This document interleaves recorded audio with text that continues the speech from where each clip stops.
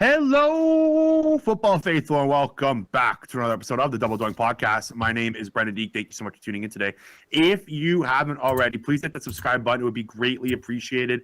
You can also rate the podcast and review the podcast wherever you do listen to your podcast. It would also be greatly appreciated. I'm happy to be joined by ESPN analyst Mike Clay is with me. Mike, how we doing? I'm doing well. I'm doing well. A little exhausted. We're just coming down from the grind of the season, right? So we still have a few weeks of playoff action here to go, and already thinking about 2022. Could use maybe an extra nap or two these next couple of weeks, though. Looking forward to a little vacation, but yeah, it's been another crazy NFL season, and I'm excited to start breaking down 2022. I feel like as I'm getting older, I'm becoming more of an off-season guy. Are you the same way? Yeah. Like you kind of look forward more to the offseason than usual? Yeah, 100%. Yeah, 100%. I enjoy the games, don't get me wrong, but they're different. It's a different aspect that you enjoy. You know, as a fan, you enjoy watching the games in the offseason. The grind of the research and the prognostication is a lot of fun. So, and it's a little less stressful too. So there's, I'm with you. I'm with you 100%. Okay, so let's dive into it. I think the Las Vegas Raiders are one of the more interesting teams in the playoffs right now. They've kind of went through all adversity you could throw at a team with the head coach leaving midway through the season, their best player causing a car accident. He's gone. So what do you think of this team? Can they make a run against the Bengals? Because I think this is a good matchup for the Raiders. Yeah, I don't think so. I'll be surprised. Okay. You know, impressive job against the Chargers, but, you know, they made their own mistakes, you know, throughout the season, had their own problems. The Colts, you know, it was an impressive win as well. And it was a really nice turnaround for the Raiders to win those last four games against a couple, you know, mostly average teams, maybe a little above average teams. None of them made the playoffs, but it was a nice bounce back because that lull in the middle of the season was pretty ugly there, you know, when they were getting crushed by the Chiefs and, you know, they lost to Washington. They actually got crushed by the Bengals a few weeks ago. Actually, the Chiefs crushed them twice. So they didn't look like a team that could hang with anyone. I mean, they were one of the few teams that lost to the Giants this season as well. So I'm not overly impressed with the team on paper. You know, I think they're a below average team. I think that shows up in their scoring differential this year as well. One of the worst teams, maybe the worst team, if not Pittsburgh, to make the playoffs. So the way the Bengals are playing right now, I think they will handle them. Yes, it's possible maybe, you know, Joe Burrow's first playoff appearance leads to some mistakes, and the veteran Derek Carr avoids mistakes, and they slip past him. Of course, that could happen in almost any game in the playoffs, but I do view the Bengals as a reasonable favorite here, and I expect them to win this game and maybe even make a run after that, because if the Bengals win, if all the favorites win, they head to Tennessee, and I think you'd rather play them than a team like Kansas City or Buffalo. I'll do respect to Tennessee. And then after that, maybe they play the Chiefs, a team they just beat a couple weeks ago. Who knows? The Bengals can make a run. So I would certainly lean that direction. But it's, you know, the Raiders certainly are not backing into the playoffs, so that benefits them. So the Raiders did beat the Los Angeles Chargers. We all saw that game, the game that everyone was rooting for a tie. Never seen that before in my life watching football. I want to talk about the Chargers for a sec here. Look, I was really high on them going into this year. I thought this was a team that could compete with the Kansas City Chiefs in the AFC West. It looked like at the start of the season that could come to fruition, but they kind of fell apart in the middle of the season. The Chiefs took off. What do you think the biggest concern or need, I guess, for the Chargers is this offseason? Yeah, I think it's improving their defensive personnel, no question about it. I mean, they were top 5 in offensive touchdowns, top 5 in offensive DVOA. They have a franchise quarterback in Justin Herbert. They improved the offensive line. I think there's still some pieces you could work on there. And if Mike Williams leaves, you probably need another offensive skill guy. But it's really going to be on the defensive side of the ball. And that's why I was not high on them in the offseason. I did not like the Chargers, even with Herbert. I thought, you know, maybe Brandon Staley would make me look silly because of what he did with the Rams offense that I thought had plenty of holes the year before. But that was not the case. I mean, do you look at they allowed almost 3 touchdowns a game, their defense, which was one of the worst rates in the NFL. So lots of scoring, but they allowed too many points. You know, and they're gonna have to fix that in the offseason. That's gonna be the key is Staley getting the personnel he needs and then figuring out how to translate that to and at least an average defense. That's all you need, you know. An average defense with Justin Herbert on the other side. Offense, right? Yep. So that works. Yeah, you're gonna score a lot. So yeah, I was rooting for them at the end there. I thought they would have been an exciting team in the playoffs, but they still have work to do personnel wise on the defensive side of the ball. Yeah, they're kind of really top heavy. Like they have Derwin James and Joey Bosa, and those guys are banged up a lot this year, right? They weren't kind of on the field majority of the season together. So I feel like they kind of need to get those like B- style players, like instead of having D or like D plus role players, you kind of need to upgrade there. So who do you think is the most surprising team this year? You can go both ways. You can go that disappointed you or that you were pleasantly surprised with. Which team kind of caught your eye the most this year? Well, disappointing for me was the Browns without question. I mean, Baker Mayfield being injured and regressing from what we saw in the second half of last year was, I mean, the drop off in play was a little bit of a surprise. I thought he was an ascending player. Obviously, the injuries you can't control, but the offensive line was beat up. Guys were in and out of the lineup defensively too. They had the COVID week, which cost them a must-win game against the Raiders that could have potentially got them in the playoffs. Just everything went wrong, and you're going to have that for even good teams. Look at Baltimore. That's a team that always wins, and they had the same kind of thing happen to them this year. But the Browns, on paper, coming into the season, were, I thought, a top 5 team. I mean, they were loaded. They did a great job building up their defense.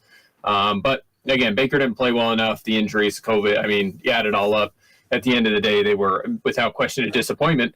And I'll stick with the same division. I mean, we just talked about the Bengals. I would say they're the team that's shocked everyone. No one who would have thought the Bengals and Steelers would be the 2 teams coming out of the AFC North. I don't think anyone saw that coming.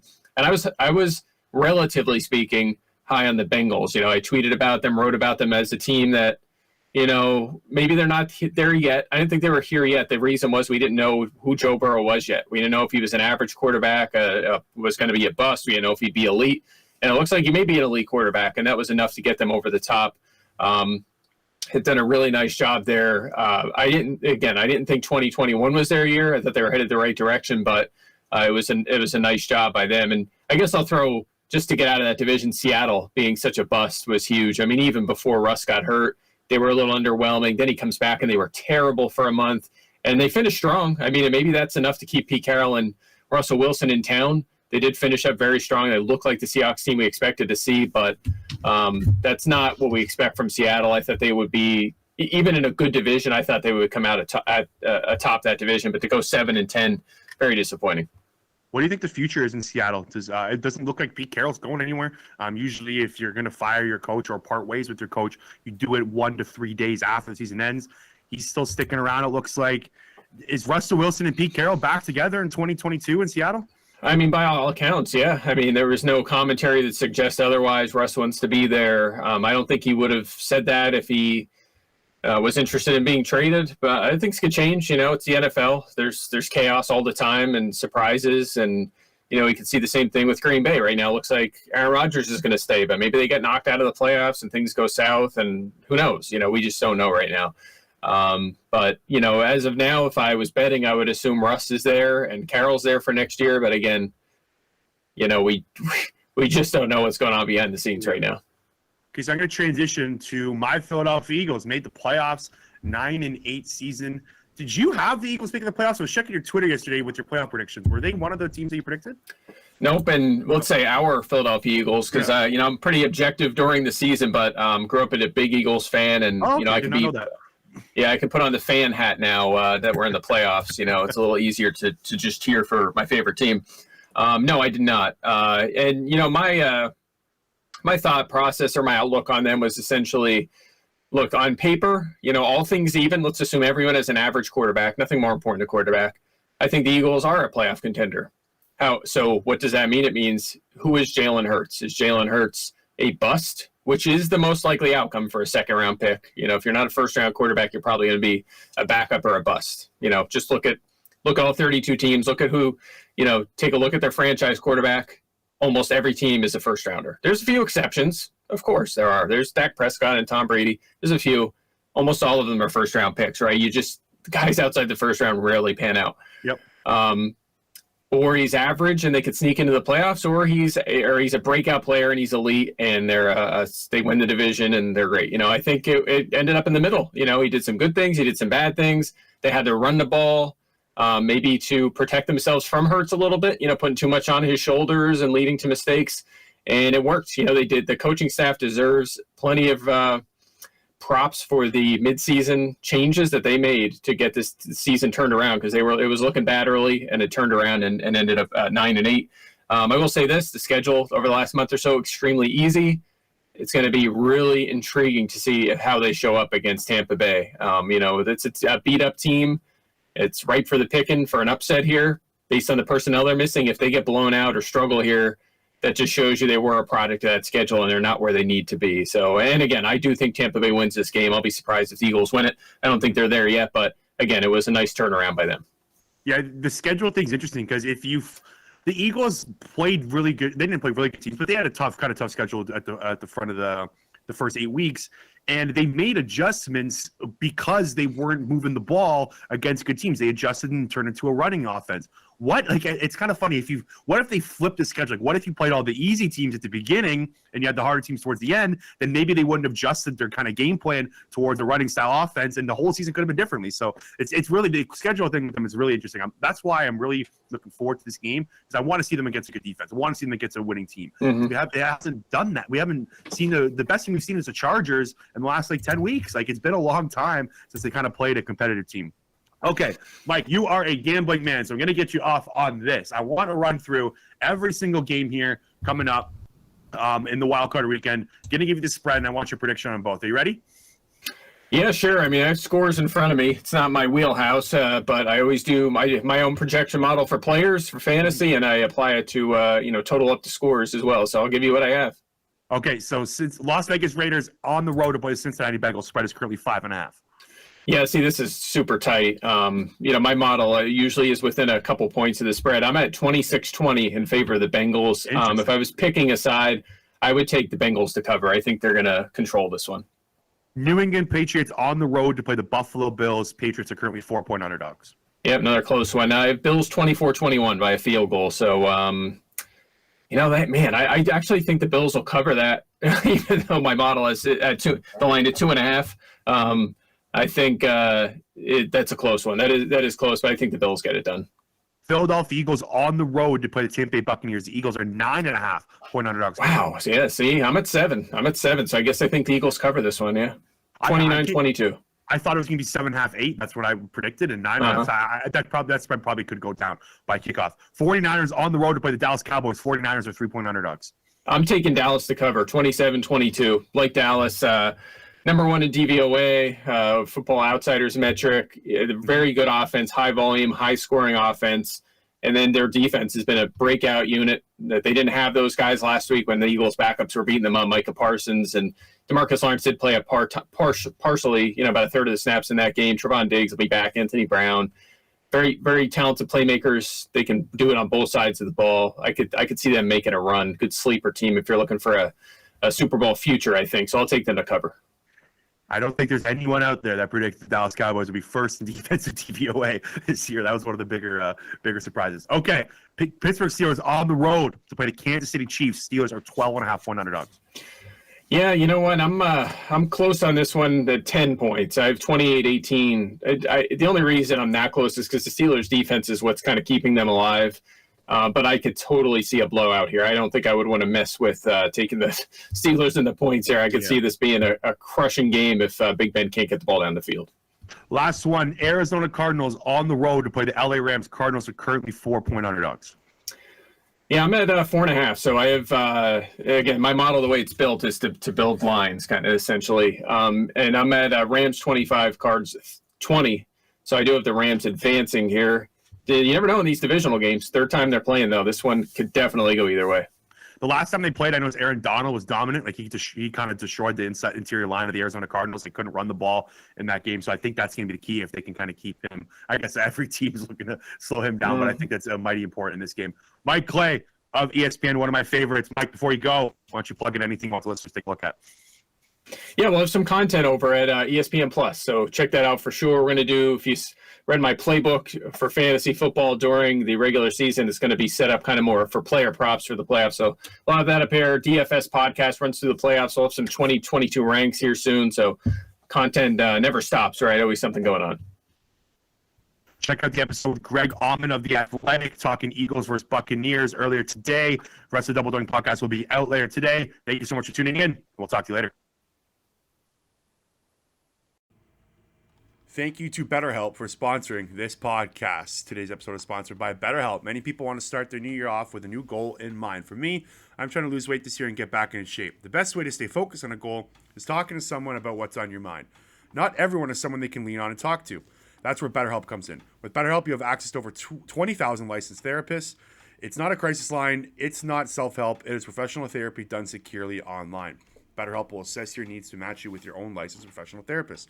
If you ever search for a counselor in your area, you know it can take weeks or even months to just get on the phone, to get a phone call or get a call back. With BetterHelp, you can start communicating in little as 48 hours. BetterHelp is committed to facilitating great therapeutic matches, so they make it easy and free to change therapists if needed.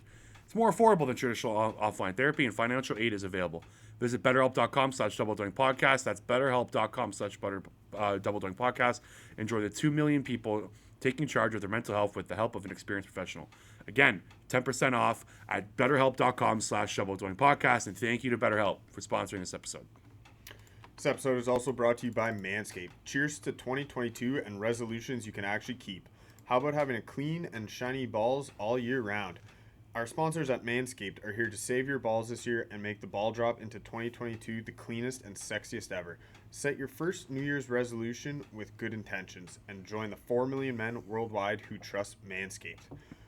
Go to manscaped.com and use code DOINK for 20% off plus free shipping. It's New Year, New Me with the global leaders in below-the-waist grooming. This year, take your package to the next level with their Performance Package 4.0 and brand new Ultra Premium Body Wash. This body wash is unreal. It's one of those 3-in-1s. It's all you need in the shower. Oh, yes. It is a hack itself. Get 20% off and free shipping with code DOINK at manscaped.com. That's 20% off with free shipping at manscaped.com. Use code DOINK. Mr. Warrensy, how we doing? Not bad, not bad. Sorry I couldn't make the Mike Clay interview. Busy at work, but I'm looking forward to listening to it. He had, literally, but the last 5 minutes of the episode, I went through all the games with him. He had like a projected model of like points that teams are going to score. So he's all analytic up for this one. I like it. Yeah, we're going to go through every game as well in about 20, 30 minutes. We're going to start with the coaching hires here today. I do think that is I think that's the big. The playoffs are a big topic, but the Monday, Tuesdays of the week, of course, are kind of filled with coaching because you're kind of waiting for injury reports to come out and stuff. So you can talk about the games Thursday, Friday, Saturday, but the coaching hires are probably the most interesting thing going on right now. So there are 7 jobs available. Miami Dolphins, Minnesota Vikings, Chicago Bears, Jacksonville Jaguars. Now the New York Giants. They did it, Warrensy. They listened to us. They did it. Las Vegas Raiders and Denver Broncos. We're going to run through all of them. Just kind of tee it off. What could they be looking for? Let's start with the Raiders because I think the one that's most interesting. I have 2 words under the Raiders. Rick Bisaccia. Yeah, he deserves the job. That's why I kind of want to start with them because if they win this weekend, how do you not get I think he gets the job no matter what. I think he deserves it. Is he going to get it? Probably not. I don't think Mark Davis takes him. Mark Davis wants the big name. I just think that what they have in place right now works because he's a special teams guy. That can work if you have the proper coordinators in place, like a Greg Olsen and a Rod Marinelli. Like Rod Marinelli is the kind of guy you can just give the defense to him. You don't need you can just be in those meetings. You don't need to run those meetings when you got a Rod Marinelli, and he's done an amazing job with that defense considering it's Max Crosby and a bunch of guys. To me, Casey Hayward's had a real nice bounce back year, but there's not very much talent on that defense. So what Rod Marinelli's done has blown me away. Special teams coaches such as Joe Judge don't work when you don't have proper coordinators. AKA Jason Garrett. AKA Jason Garrett. Yeah. So I think it's Bisaccia's job to lose right now. I think maybe if they get blown out by the Bengals, it hurts his case. Do you actually think they're going to give it to him, though? Like, do you think Mark Davis is going to do it? I think right now it's a true coin flip, 50-50. Okay. He'll get an interview, all that. But if they win this weekend, I think it's closer to 80% it's his job. I think Jim Harbaugh, they're calling him for this job. Jim. Jim Harbaugh. I think this screams him. Mark Davis is like a big ticket guy. He wants the big name. Look, he just did it with John Gruden, right? That didn't work out too well. But I feel like that's his personality. I think this job should be his. It should be Rick Bisaccia's job. Look, this team, as we talked about on last episode, this team's went through hell and back. And now they're playing in a playoff game. And as the 5 seed. Yeah, and it's working well. Like Greg Olsen, you say what you want about the guy. He's not the most creative offense in the world, but they were second in explosive plays this year in 20-plus yard plays. Like, that's pretty impressive for this offense with the lack of talent. I think it should be his job. It's going to be interesting to see how this goes. He's probably going to get an interview. Like, he's going to get his chance to plead his case. But who knows? I think Mark Davis goes big fish hunting, though. Yeah, you're probably right there. That's just the Davis brand, I guess. But maybe he's a little gun shy after Gruden.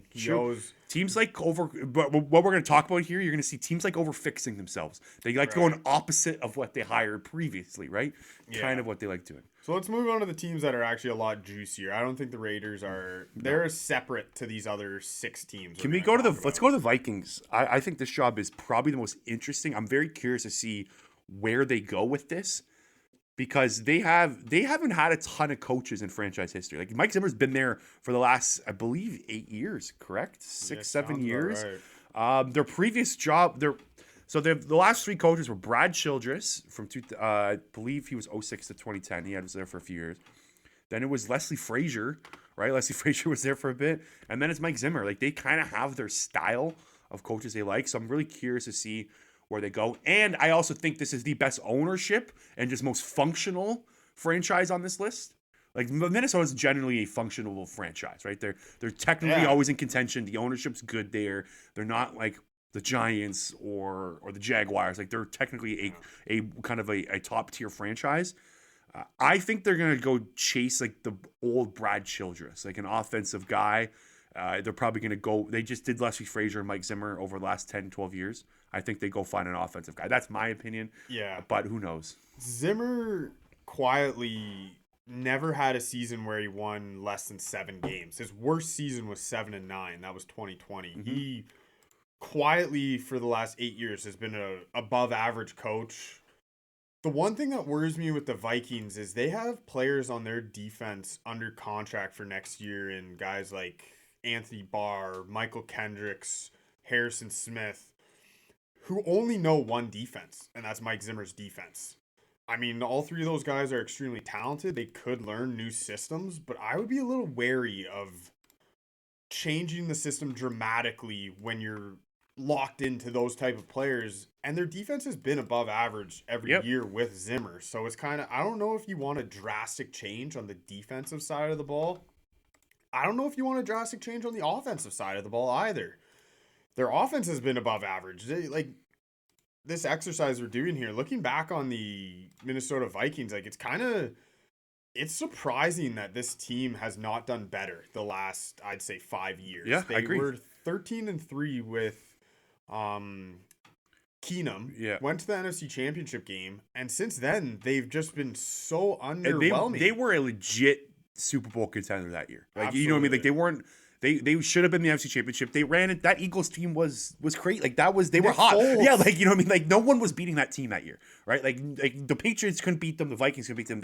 No one was beating that team that year. Like, they were a legit contender. Like, their defense was first to DVOA that year. They were the best defense in football, and they had a ton of talent. And yeah, that Kirk Cousins decision was kind of backfired, but in the end, they got what they paid for. Like Kirk Cousins has kind of been what they expected. Yeah. And they just haven't been able to kind of get over that hump. Like, yeah, the $45 million this year is definitely over aggressive, but they had to do it. They were stuck in muddy water, with him. They have not put out any head coaching requests yet, or that we know of, so I don't really have anything on that front. Because they haven't requested anyone. I don't know if I'm missing something. They need a GM as well, right? So yeah, they have, and they also haven't requested any GM interviews as well. They're the only team that has nothing in the public eye yet. The ownership of Minnesota doesn't live in Minnesota. They live in New Jersey, which is kind of another factor. I don't know if a coach would like that. And yeah, the GM and coach are got to be cohesive here. And I'm going to probably use that term a couple times, but you got to be on the same page. So this team, I think this is the most interesting job. I think that of all the teams, this team is without doubt the one that should be competing next year for Yep. playoffs. Like You have Kirk Cousins and Justin Jefferson are going to be on that football team. And Dalvin Cook. The offense should be able to pop right away. Yeah, left tackle Christian Darrisaw should be in his second year. Expect a step there. So yeah, this is an attractive job from that standpoint where you're expected to compete right away. But I wouldn't do major changes here. I think So you would go just defensive side of the ball? Like what coach fits this bill? I don't have one. Like I can't figure one out. Like it's tough to say which direction they're going to go in. Maybe I guess I don't know if it matters offense or defense. Maybe just a younger guy. They've been so old school with Zimmer, and I know we don't Chilja, Zimmer, and Fussy Fraser. Like you're getting those are old concussion uncle guys, right? Right. So maybe just a younger guy get in there, spice things up. Because like I said, I don't think they're that far away. I think they more just need a new voice, a tweak, and they could be right there again. Miami Dolphins. I don't know what direction this team's going in. Like they just had Brian Flores, so like my guess is they're not going defensive route.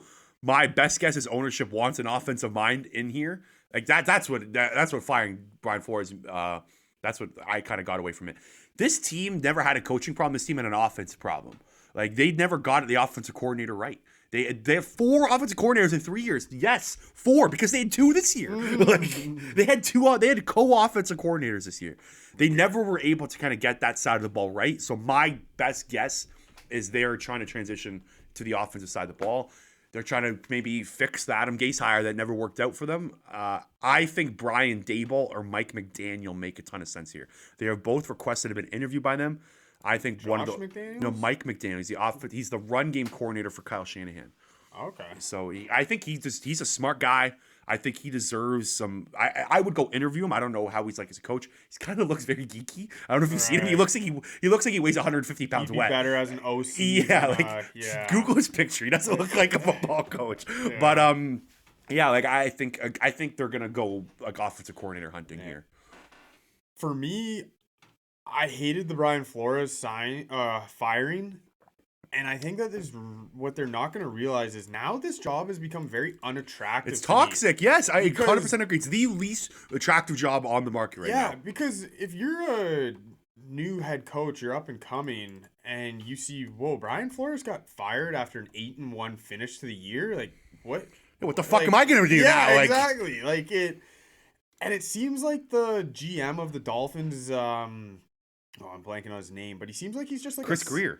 He seems like he's kind of just a suck up to ownership. He's been there since 2000, and he threw Brian Flores under the bus here. I don't respect that. So I wonder if there are some head coaches that say if you're a Byron Leftwich where you're getting interviews from 4 or 5 places.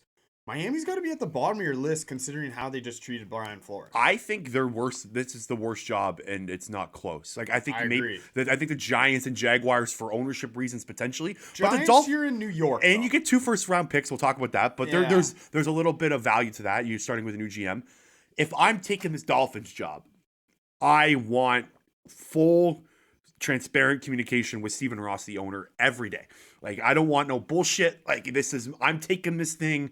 I don't want Chris Greer or Stephen Ross involved. Like if you're going to talk, you talk to me. No meddling around because there's clearly some meddling going around in the front office here with the firing of Brian Flores. There's definitely some just toxic environment there. So I think this job sucks because you don't have a quarterback. The roster's okay. Like you have Jalen Waddle to build around. Is Tua the guy? I don't think so. I think there's like about a 20% chance maybe he turns into a good quarterback, if that. I disagree with you. I don't think there's anything on this roster really worth building around in place. Like Jalen Waddle had a great Phillips, year. Jalen Waddle, both those guys are building blocks. But Jalen Waddle is closer to Hunter Renfrow than a Jamar Chase, in my opinion. He's not. I don't see Jalen Waddle taking over games. Yeah. Well, he's young. He's a kid. I know, you know what I mean? But he's like a slot receiver, yeah, but in my opinion. He had quietly a pretty good year. He had a great year. Yeah. But I don't, in terms of value of a wide receiver, like Jamar Chase is still light years ahead of him, in my opinion, just because Jamar Chase can take over a game. Jamar Chase is. Yeah. I don't think Jalen Waddle has that game-changing type talent. He's a great player. And that's their best piece. On defense, Jalen Phillips is developing. It's way too soon to judge him. And then you have all this money tied up in cornerbacks and Byron Jones and Xavier Howard. That Byron Jones contract isn't looking too hot right now. Neither of those guys are, neither of them are game changers. Well, Xavier Howard's pretty good, I'd say, but I agree with you on the... I'm going to look up his PFF this year. I haven't heard Xavier Howard's name much this year, which... If he's not getting interceptions, what is he doing? He had an interception last week. He picked off Mac Jones. So Jalen Phillips had a stretch from week 11, week 12 to week 13 where he had 6 sacks, and then he hasn't had a sack since. So like he kind of had a hot stretch, but he's a good player. He's developing, like you said. Yeah, there's not a ton there. Like it's all going to depend on what you believe in Tua. Like, and that's the other thing. It's hard to evaluate that offense this year because it was basically RPO every single play, run pass option every play. Like they read like 80% of their plays. It was a really boring, stagnant, just bad offense. So it's hard to kind of evaluate that team. Yeah. So Xavier Howard is PFF's 24th corner, so he's still a starting. But he's also getting older, and that's also an asset that you might want to look to trade. Like he's been wanting out of there for a while. He wanted out last offseason. Yeah. I don't like that job. Stinks. Just working with Chris Gear would suck. Steven Ross looks like a sketchy owner. I think they're going to go after a young offensive mind, and hopefully that works. But we'll see. You're going upwards. You're battling uphill with this job. Yeah, I just looking back on Miami when they had all those first round picks and everything. Nothing. 3 years ago, if you were to like look at it and say this is the roster 3 years later, you'd be like, what happened here? Like, a couple big misses in the draft. Let's talk about your Chicago Bears. I quietly think this is the second best job on the market. We haven't had our first one yet. I do. I think this is the best. You think it's? I think the Denver Broncos are the best. I'll come at that in a sec. I think this is the second best job on the market. They have a ton of cap space, like a ton. I think they're second in the league in cap space behind the Chargers. They're up there. Yeah. I'm not sure. But you're basically getting a clean slate. You have Justin Fields and then whatever the fuck you want to do. Like and you have Roquan Smith. Like you have a couple young guys, but you can basically build this roster in your image. And there's no GM there, so you can cohesive unit with your GM. I think they need to go offensive coordinator, offensive mind route here. I know this is not like I know it's mainly not your style. I'm worried about when you hire a defensive coach. If you're going to hire a defensive coach, if you are. The first question should be who are you bringing in an offensive coordinator and what's your plan to replace him if he leaves? Like what is your plan around Justin Fields? If you bring in an offensive guy, you don't need to worry about that. And just the way this team is set up, I think it's like them in Jacksonville, all eyes, all focus should be on the quarterback. Yeah, I agree with you.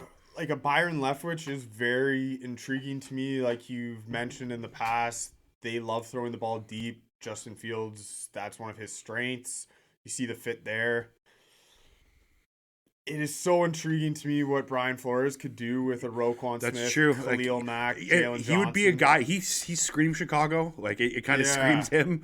They've interviewed Doug Peterson, Brian Flores, Dan Quinn, Matt Eberflus, Nathaniel Hackett, Byron Leftwich, Todd Bowles, Brian Dable, and Leslie Frazier. I like the net they've thrown out there. Like it's a wide net. I just can't stand the people making these decisions. The guy making all these hirings is an accountant, Ted Phillips. Yeah. Like he's a business. He's literally the business side of things. Yeah, I did hear about that. Football guy. He's making the decisions. He's got Bill Polian in there, who's a dinosaur as well. And he's leading the charge here. Like he's basically leading this coaching search. And his claim to fame was pretty much like from those Colts years was he drafted Peyton Manning. Like, that's what he did well. Like, that's it was the first overall pick. Yeah. You didn't pick Ryan Leaf, basically. Yeah. Former guest on the show. Love him. Yeah, like this is just like you're basically getting a clean slate here. The GM job is going to be super interesting. I kind of like the guys they went after. Former GM of the Texans, Rick Smith, who's not terrible. Ed Dodds is a guy that name's been thrown around a ton. Glenn Cook of the Browns. Like they looks like the process is okay. So I think that's somewhat motivating or makes fans happy. At least the process looks okay. We'll see. I like Brian Leftwich for this job though. I think Leftwich or Flores. I'd be fine with either. Yeah, I think one of those guys will be the pick. Okay. What's next? Let's go. Jags. Let's go Jacksonville Jaguars. All right, the Jacksonville Jaguars. This job. Basically, the whole reason you would take this job is Trevor Lawrence. I think they gotta go an offensive guy. But again, same kind of thing with the Bears is, do you trust the people making these decisions? If it's like, how much is Shad Khan saying with this after the absolute massive failure of the Urban Meyer hiring? Does he take a step back? If I'm a Jags fan, I'm hoping he does, because he couldn't have struck out worse with that hire. You basically wasted a year of Trevor Lawrence. I think all the rookie quarterbacks took a step forward. I think Trevor Lawrence took a step backwards. He looked good against the Colts in the last game. I will say that was probably his best game of the year. Yeah. He ran that offense pretty well. The Colts turned the ball over a ton, and so it wasn't like let's take it with a grain of salt, but he looked pretty good. I wrote in here in my notes, it's same thing with the Bears. Everything has to make the quarterback happy. You put all your resources into the quarterback. From beginning to drafting, who's the left tackle from Alabama? Evan Neal. He should be the first overall pick right out the gate. I think you take him over those defensive guys, protect Trevor Lawrence, and then I think this is Kellen Moore's job from the Cowboys. I think that's the way you go. You go find a young offensive guy. Dable? I don't know, but I don't know what to make of Brian Dable. Neither do I. He's a tough guy to read. My thing is, I wouldn't mind hiring a Kellen Moore. I guess I should have said this with the Bears. Same thing applies to here. My worry about hiring like a Brian Flores and then say you do hit that home run and find that young offensive mind for your offensive coordinator. He's gone the year after then. That's exactly why I'm worried about hiring a defensive guy for these jobs, the Bears and Jacksonville, because if it pops, what's next? The guy's going to get another job. It's exactly what happened in Philly. This is a perfect example of what happened in Philadelphia. Doug Peterson brought in a great staff. Frank Reich, Jim Schwartz, it was a good staff. Once Frank Reich left, once these guys started leaving, it's now what? You need to have a pool and a rotating turn of guys ready to take the job.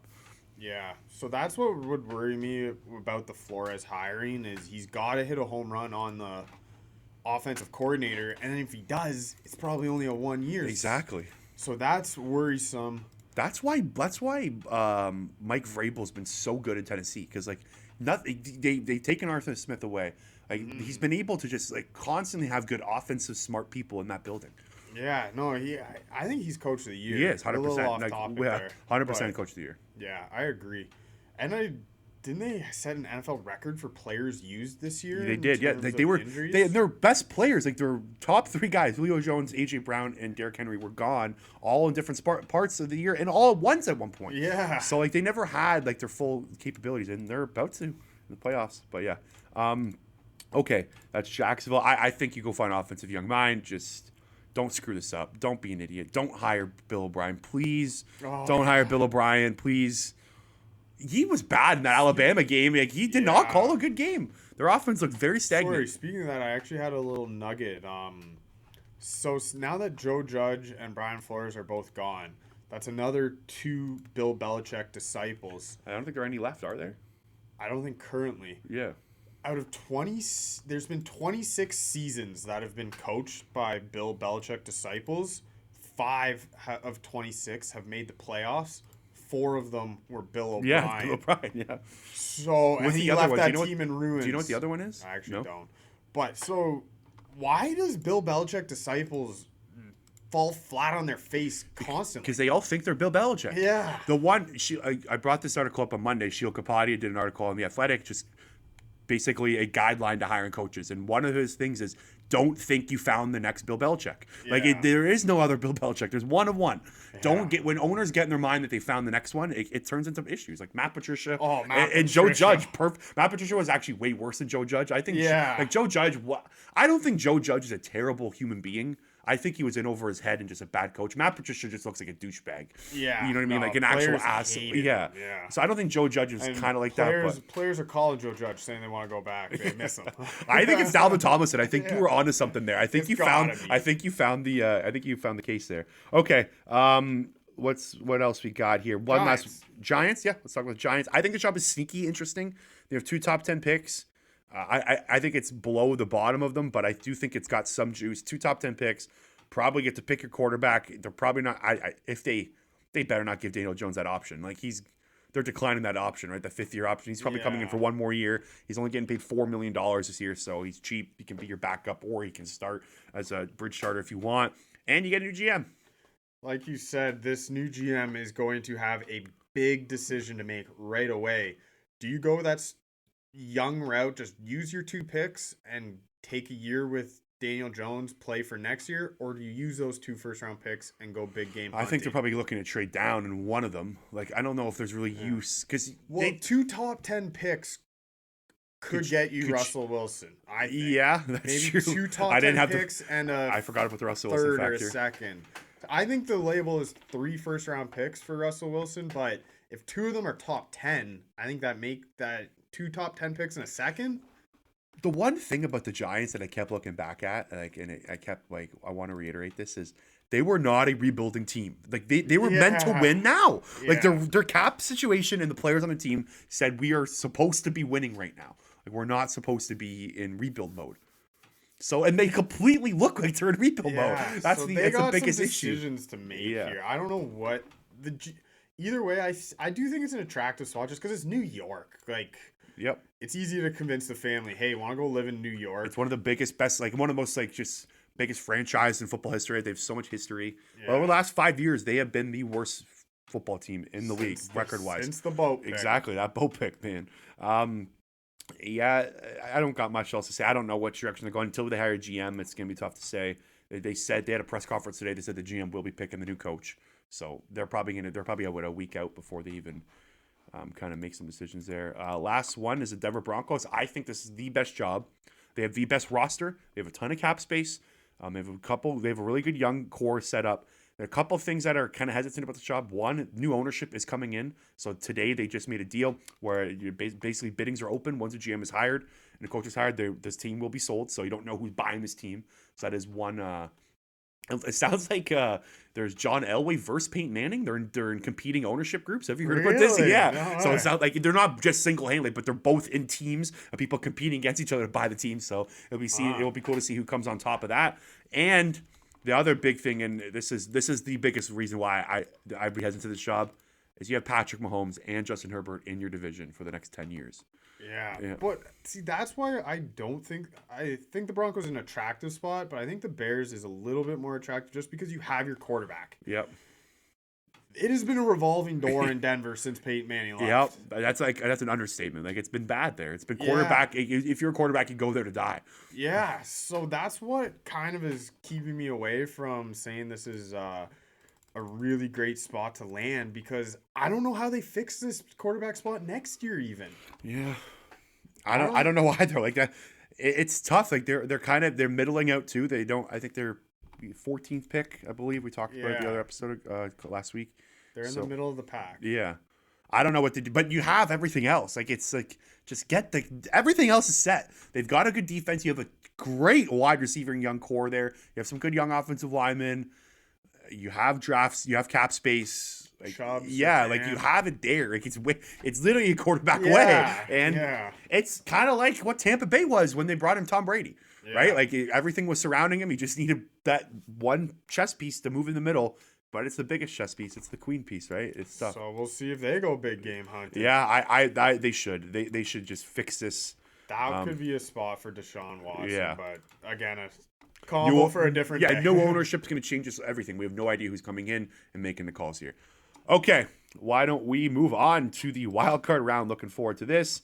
We're going to put all of our odds for this episode, and this episode is sponsored by CoolBet. CoolBet is the most transparent gaming company in the world. CoolBet also provides the best odds in Canada with world-class customer service. First-time users use the pods code DOINK, D-O-I-N-K, for 100% welcome bonus when signing up with CoolBet. That's code DOINK, and CoolBet will match your first deposit up to $200. Give our friends at CoolBet Canada a follow, Twitter, and Instagram, and Facebook at CoolBet Canada. CoolBet. Stay cool and bet responsibly. Okay, so wild card round is here. We are a few days away. Today is Wednesday. We're recording. The games start on Saturday at 4:30. The Raiders will head to Cincinnati to take on the Bengals in the first game. I'm just pulling up the spreads here for us. The Bengals are currently 5.5-point favorites, according to CoolBet. We want me to name up some stats first, or do you want to go your X factors? Yeah, I'll just say the stats that I have from quick, and then that will kind of bridge things in. So right now, the Oakland Raiders or Las Vegas Raiders are 20th in EPA per play on offense, 25th on defense. The Bengals are 11th in EPA per play on offense, 11th in EPA per play on defense. And the Bengals are 17th in team DVOA, 21st in Raiders in team DVOA. What are you looking at for this matchup? I think also just something that should be mentioned about the Bengals, at 11th in offensive EPA per play, they have faced the easiest schedule of opposing defenses on the season. So that 11th number, take that with a little bit of a grain of salt. When this offense is on, it is on. Yeah. When it is not working, it is painful. But my X factor for this game is pretty simple. It's, can the Bengals slow down Max Crosby? Yep. We saw Max Crosby really rattle the Chargers last week. I think he's got an equally easy matchup this week going up against this Bengals offensive line. Can he get in Joe Burrow's grill and affect him? Joe Burrow is one of the best quarterbacks in the NFL against the blitz. The Raiders blitz the second least in the NFL. Because they can get pressure with 4. Yep. So that's something to look at. I actually, the more I'm talking about it, the more I like the Raiders just from that aspect. They're not going to blitz, and that kind of plays. That's what you want against the Bengals. Don't blitz Joe Burrow. He will burn you. The Bengals were the 30th, or they've allowed 3.2 sacks per game. That ranks 30th in the NFL. So Joe Burrow's been hit a ton.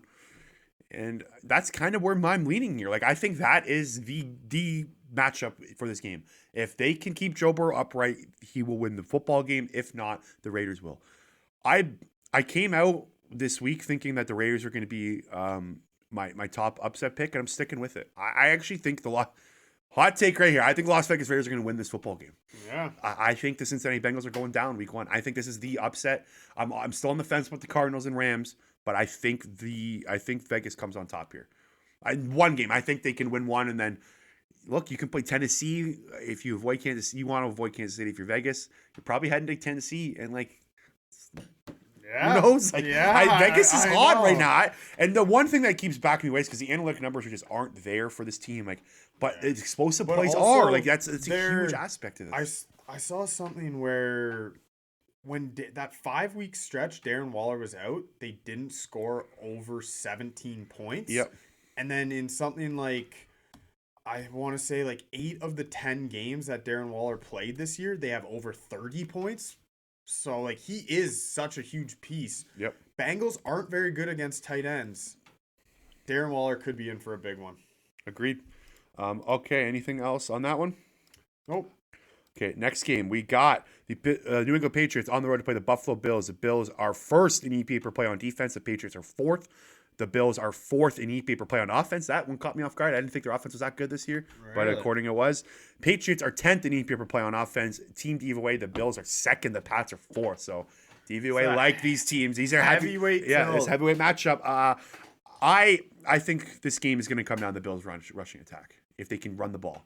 They need to. It's going to be cold and windy there. I looked it up. -12 Celsius. I know if there's some Americans out there, I don't know what that translates to in Fahrenheit, but probably about fucking cold. Yeah, it's going to be cold and windy. Apparently the winds are supposed to go up to 20, 30 miles an hour. So it's going to be windy and cold in Buffalo. Game 3 of this series, I think Buffalo turns it on here. I think Buffalo's set to go on a run, to be honest. They've been in this position now with Josh Allen for this. They learned last year what it takes to win in the postseason, and I think they get it done this year. Josh Allen's going to use his legs a lot. Like you said, you want to see them get their run game going. I think that's Josh Allen. Yeah, no, he has to be a huge factor. The Bills actually ran the ball very well over the last 4 weeks. They're fifth in EPA per rush over the last 4 weeks. That's been Josh Allen. He's been kind of the key part. And Devin Singletary surprisingly has got a little juice ever since he started shredding him on this pod. Still not the biggest fan of him, but he has looked a little better. But I also agree. I do think the Bills cover and they do win. I think it's at least a touchdown. Patriots are not playing well right now. This is their worst stretch of the season. Rookie quarterbacks tend to not do very well in the playoffs. So, and I know Mac Jones has kind of been a rock this year, but I think they struggle. 6 touchdowns, 5 interceptions in the last 4 weeks for Mac Jones. Yeah, take away that Jacksonville game, and it's a lot worse. All right, next game. We're going to Sunday, 1 o'clock.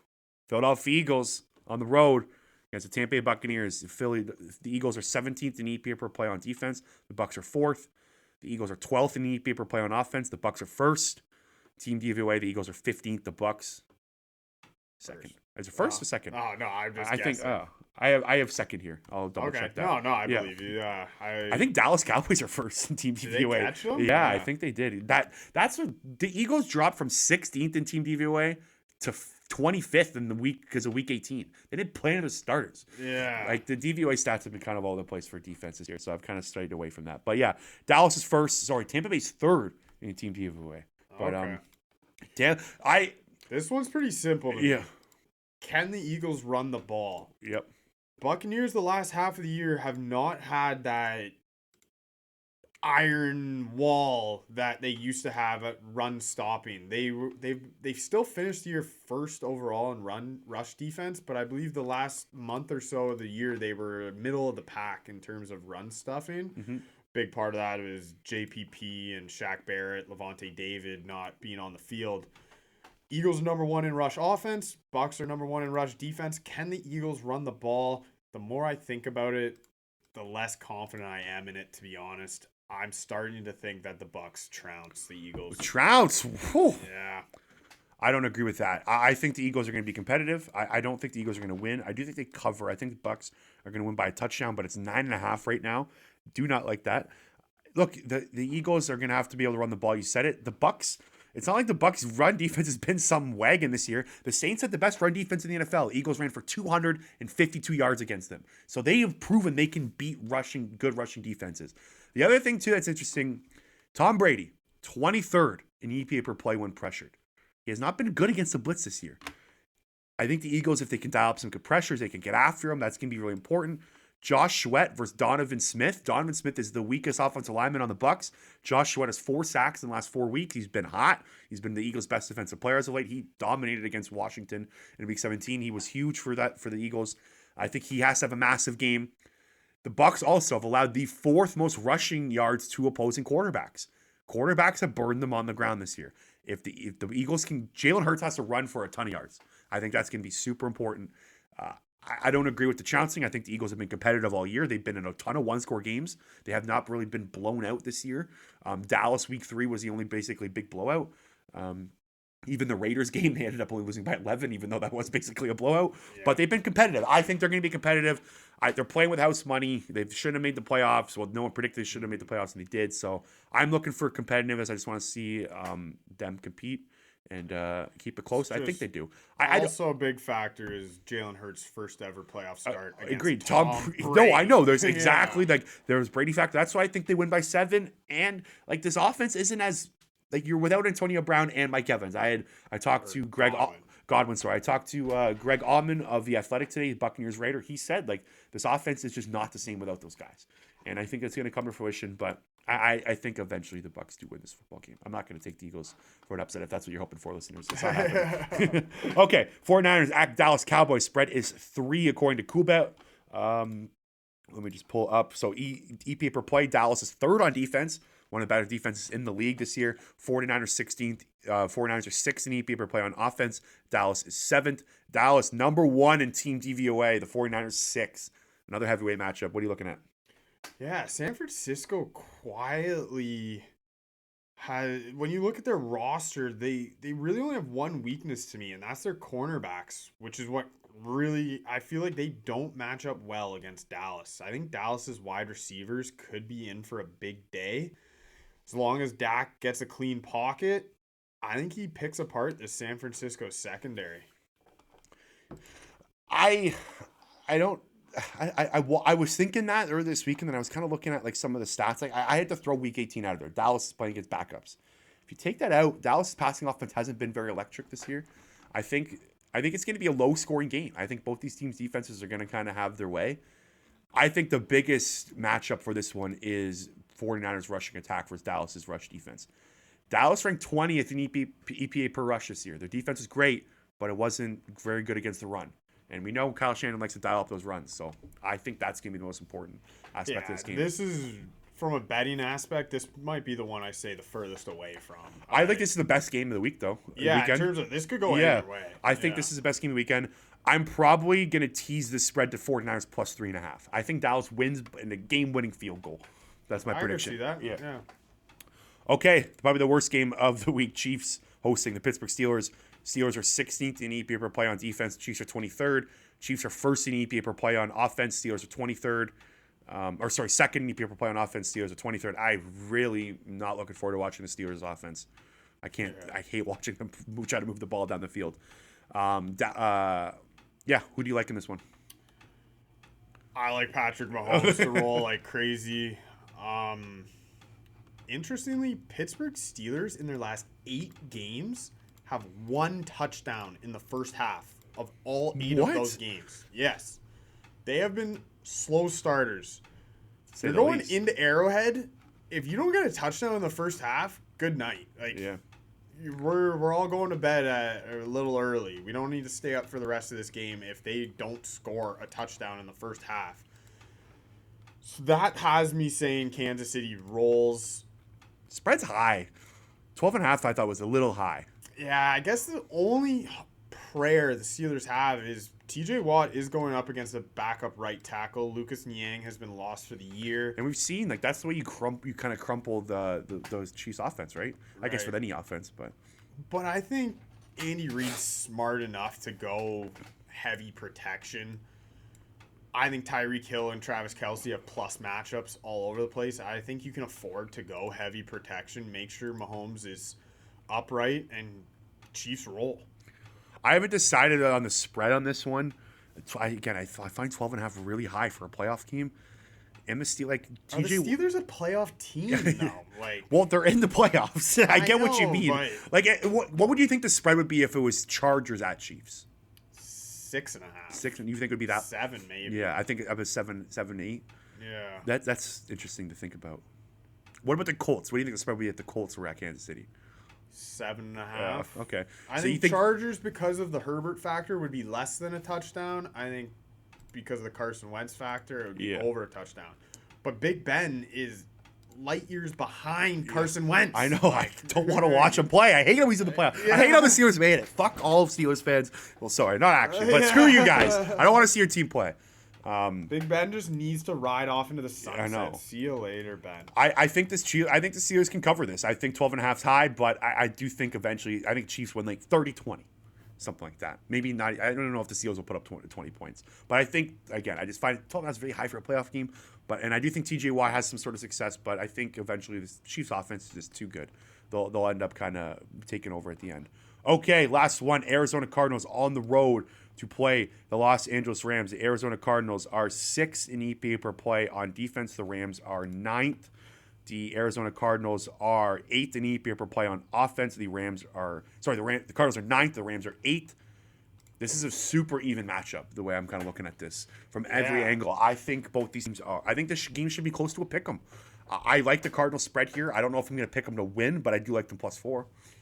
Yeah, I'm really, really going to be interested to see if J.J. Watt plays in this game. He spoke to the media today. I didn't listen to the press conference. Because this Cardinals run defense has been a little leaky since he left. If I'm Sean McVay, I kind of look to run the ball here and try to limit Matt Stafford's mistakes. Mm-hmm. I also like Cooper Kupp's matchups a lot. But like you said, these teams have already played twice this year. Cardinals dominated a game and the Rams dominated a game, right? They're 1-1 versus each other, and they both times I don't think we're very close. So does it meet in the middle and we have a close game? That's what I'm hoping for. It's Monday night. I can't wait. I love that they did that this year, move one game to Monday night. But yeah, it's similar to the Cowboys 49ers game. I think the spread's right where it should be. I could see it going either way. So J.J. Watt isn't committing to playing on Monday. Cliff Kingsbury said. Watt said he needs to see how practice time goes. Watt emphasized he won't play if he can't get the job done. It makes no sense to him to go out there if it's a detriment to the defense. Well, obviously, but it looks like he could play. So yeah, one nugget on this one I had was 3 years ago the Cardinals lost 6 of their last 9. 2 years ago they lost 6 of their last 8. This year they've lost 4 of their last 5. Wow, it's kind of a Cliff Kingsbury trend to fade down the stretch. But he's in the playoffs now. Has he coached a playoff game yet? trying to remember. No, I don't think so. I don't They, think they were so. bad So the first year. This is a different Yeah. beast for Cliff Kingsbury, Yeah. but he's not. He's trending in the wrong direction. I think Sean McVay is over him as a big mismatch. I like McVay a lot more than I like Cliff Kingsbury. I think that Kyler Murray is a much better quarterback than Matthew Stafford. In the end, Stafford leads league in interceptions. He's been bad over the last few weeks. He's not played good. Like I think there's a couple boneheaded mistakes maybe coming from him. It's interesting. There's this last nugget before we go. There's this quarterback website I was on today where you can like pick a quarterback season and it will filter who's the most likely or who was the most like that season in a different year. Matthew Stafford's 2021 season was most comparable to Jared Goff's 2018 season. Really? Well, He's they go to both the Super Bowl? they did, yeah. Yeah. It's funny. Like you spent all this capital to go. I know Stafford's probably a better quarterback than Jared Goff right now, but it's just funny how it all kind of comes full circle. All right, that's all we got for today. Eagles Talk with D. Got an episode with Greg Allman earlier today. Make sure to check that out. Mike Clay of ESPN.com at the beginning of this episode. Tomorrow, Thomas Peterson will be. I'll be talking to him. We're breaking down Eagles versus Buccaneers. Then Friday, playoff edition of Weekend Wagers. Make sure to check that one out, and we will talk to you later.